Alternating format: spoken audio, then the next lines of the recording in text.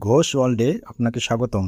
আপনারা হয়তো লক্ষ্য করেছেন, দৈনিক সমকাল পত্রিকা মহার্ঘ ভাতা নিয়ে একটি সুন্দর ও বিশ্লেষণধর্মী প্রতিবেদন প্রকাশ করেছে, যার মাধ্যমে সরকারি কর্মচারীদের বেতন ভাতার বৈষম্য সহ মহার্ঘ ভাতার প্রয়োজনীয়তা সুন্দরভাবে ফুটে উঠেছে।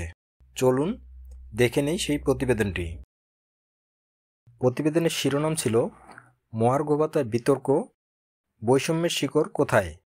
প্রতিবেদনটি লিখেছেন মাহমুদুর রহমান সাইদি এবং এটি প্রকাশিত হয় 10 মার্চ 2025 তারিখে। সম্প্রতি সময়ে সরকারি চাকরিজীবীদের জন্য মহার্ঘ ভাতা দেওয়ার সিদ্ধান্ত নিয়ে অর্থনীতিবিদ, রাজনীতিবিদ ও নীতি নির্ধারকদের মধ্যে প্রবল বিতর্ক দেখা গেছে।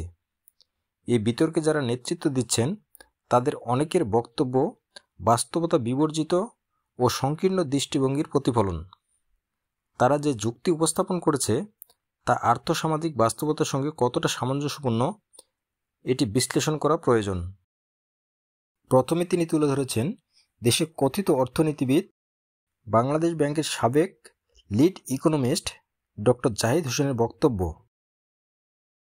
ডক্টর জাহিদ হোসেনের বক্তব্য অনুযায়ী, যেহেতু উপসচিব পর্যায়ে কর্মকর্তারা গাড়ির লোন পান, মাসিক 50,000 টাকা পর্যন্ত মেইনটেনেন্স ভাতা ভোগ করেন এবং তুলনামূলক ভালো বেতন পান, তাই মহার্ঘ ভাতার প্রয়োজন নেই। তার বক্তব্যের এই অংশ যথার্থ হতে পারে। তিনি পুরো সরকারি চাকরিজীবী শ্রেণীকে এক কাতারে ফেলে দিয়েছেন। বর্তমানে বাংলাদেশে 430টি সুপার নিউমারি পদসহ উপসচিবের অনুমোদিত পদ 1428টি, কর্মরত প্রায় 1702 জন। উপসচিব বা তদূর্ধ্ব কর্মকর্তার সংখ্যা 3000ও নয়, অথচ সরকারি চাকরিজীবীর সংখ্যা প্রায় 15.5 লাখের উপরে। তাদের মধ্যে 90% বেতন 13 থেকে 25,000 টাকার মধ্যে সীমাবদ্ধ। এই শ্রেণীর জন্য 4 থেকে 5,000 টাকা অতিরিক্ত ভাতা নিছক সুবিধা নয়, বরং ন্যূনতম প্রয়োজন মেটানোর মাধ্যম। তাহলে প্রশ্ন উঠে, কয়েক হাজার উচ্চপদস্থ কর্মকর্তার অপ্রয়োজনীয়তার অজুহাতে কিভাবে 15 লাখ মানুষের প্রয়োজনীয়তা অস্বীকার করা যায়? প্রতিবেদনে আরও উঠে এসেছে, দক্ষিণ এশিয়ার মধ্যে বাংলাদেশের শিক্ষকদের বেতন সর্বনিম্ন, অথচ ফিনল্যান্ডের মানের শিক্ষা চাই। বাংলাদেশে একজন প্রাথমিক বিদ্যালয়ের শিক্ষক 17,000 টাকা বেতন পান।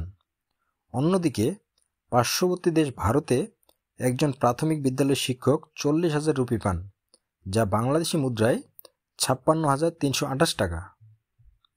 জাতিসংঘের শিক্ষা, বিজ্ঞান ও সংস্কৃতি বিষয়ক প্রদত্ত মানদণ্ড অনুযায়ী একটি দেশে জিডিপির সর্বনিম্ন 4% এবং আদর্শগতভাবে 6% এবং বাজেটের 15 থেকে 20% শিক্ষায় ব্যয় করা উচিত।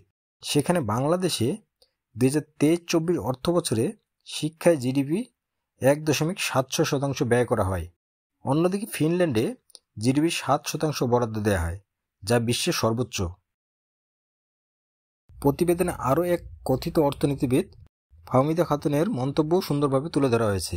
বেসরকারি গবেষণা সংস্থা সেন্টার ফর পলিসি ডায়ালগের নির্বাহী পরিচালক ডক্টর ফাহমিদা খাতুন মনে করেন, মহার্ঘ ভাতা সরকারের বাজেটে বার্ষিক উন্নয়ন কর্মসূচির বাইরে খরচ বাড়াবে এবং মূল্যস্ফীতি বৃদ্ধিতে ভূমিকা রাখবে।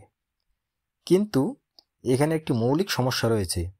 যখন মূল্যস্ফীতি বাড়ে এবং সরকার নতুন বেতন কাঠামো দিতে ব্যর্থ হয়, তখন মহার্ঘ ভাতা দেওয়া হয় মূল্যস্ফীতি ভারসাম্য রক্ষার জন্যই।